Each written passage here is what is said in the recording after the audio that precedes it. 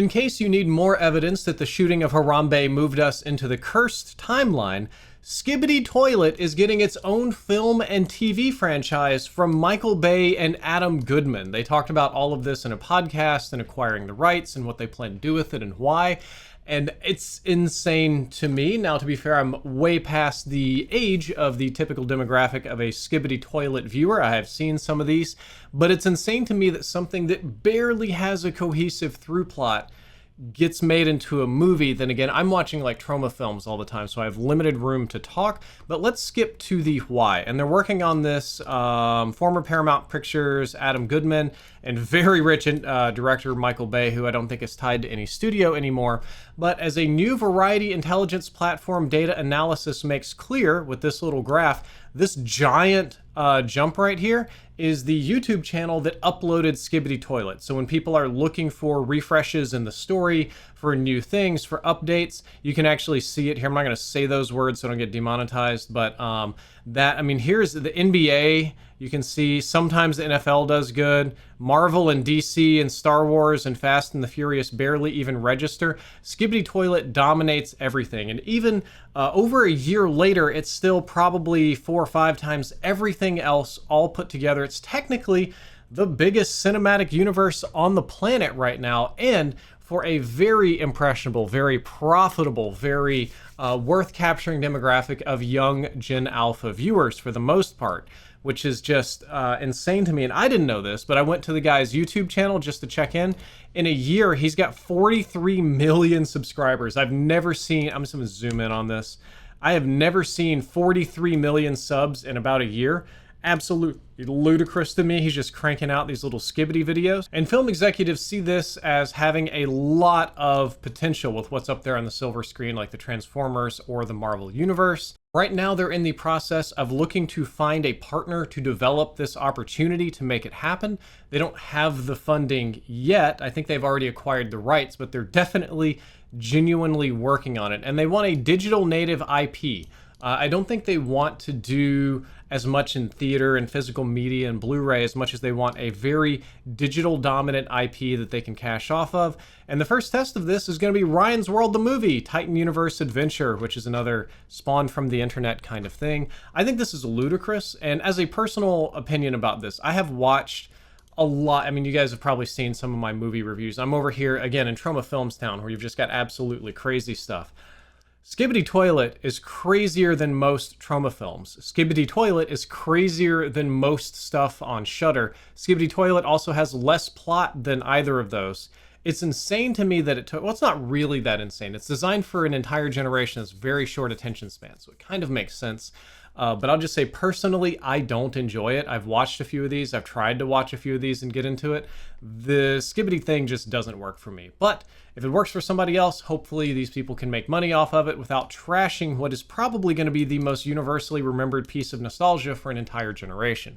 Crowdstrike has reportedly sent $10 Uber Eats gift cards to contractors as an apology for the global IT meltdown. Most of you have probably already heard about this because it probably already affected your day-to-day life, but in case you didn't, Crowdstrike pushed an update that bricked a whole bunch of Windows PCs, it downed flights, it downed servers, infrastructure everywhere, and cost the global economy about $5.4 billion so far. We're actually still calculating the amount of damage that this has done. It averaged about $44 million per Fortune 500 company, and I still know people that are fighting fights and trying to get things organized and get back on top of this gigantic mess.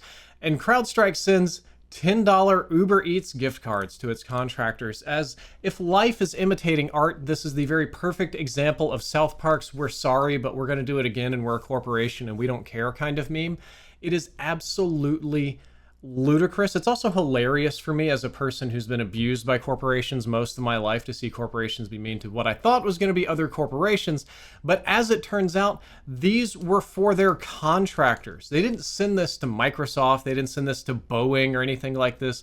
They sent this to all the contractors they hired to help fix the problem and said, to express our gratitude, your next cup of coffee or late night snack is on us, and included the promo code for Uber Eats, which I hate to tell you, I don't know what kind of city most of these contractors are working on, but I probably spent about $7 on the delivery fee and then some on the tip. The $10 doesn't even fully cost getting the food to the house, and this wouldn't be a problem and the contractors wouldn't be working 24-hour overtime if CrowdStrike hadn't caused this problem to begin with. It's absolutely ridiculous, and I feel bad.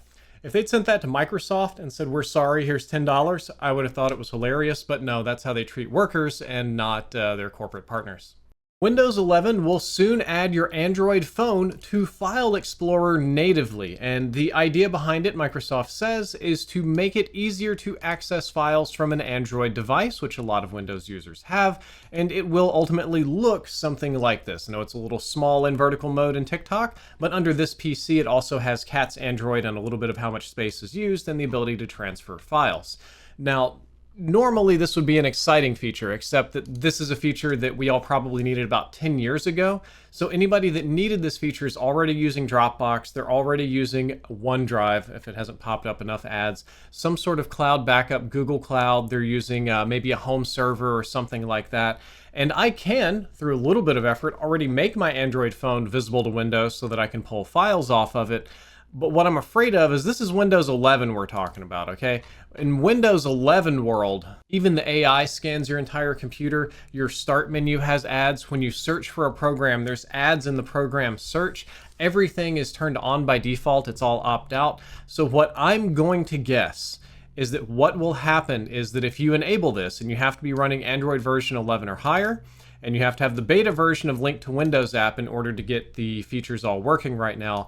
But I'm going to bet that after this test is done, after Microsoft has it functioning the way that they think it should be, it's going to be one of those things that's turned on by default. And when I boot my computer, if I don't pay attention to what I click on, I'm going to enable the computer to scan all of the mobile devices in the house, which means the stupid Windows AI is going to scan all of my mobile devices and even further compromise my privacy. Scientists have invented a maglev titanium heart and have already implanted it inside the chest of a live patient, and you're looking at the heart right here in this first image, and it looks insane. This looks like something like if you were to be watching Adult Swim and they wanted to have a steampunk scientist that was way ahead of his time and he made a heart out of sprockets and whirligigs in 1912.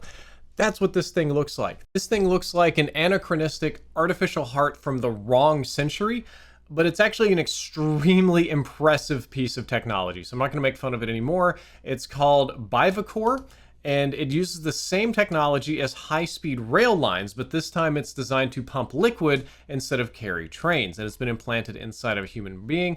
It's called the Total Artificial Heart by the U.S. Food and Drug Administration, and they implanted it here in my home state of Texas at the Texas Heart Institute, which I've also been to.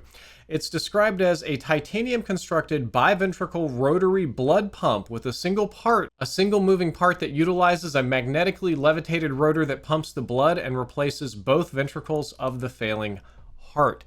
This is something that's been in development since 2013, and what they wanted to do is make a heart pump, an artificial heart that had way less friction, because the more friction you have, the more heat, the more losses, the more it wears down the device.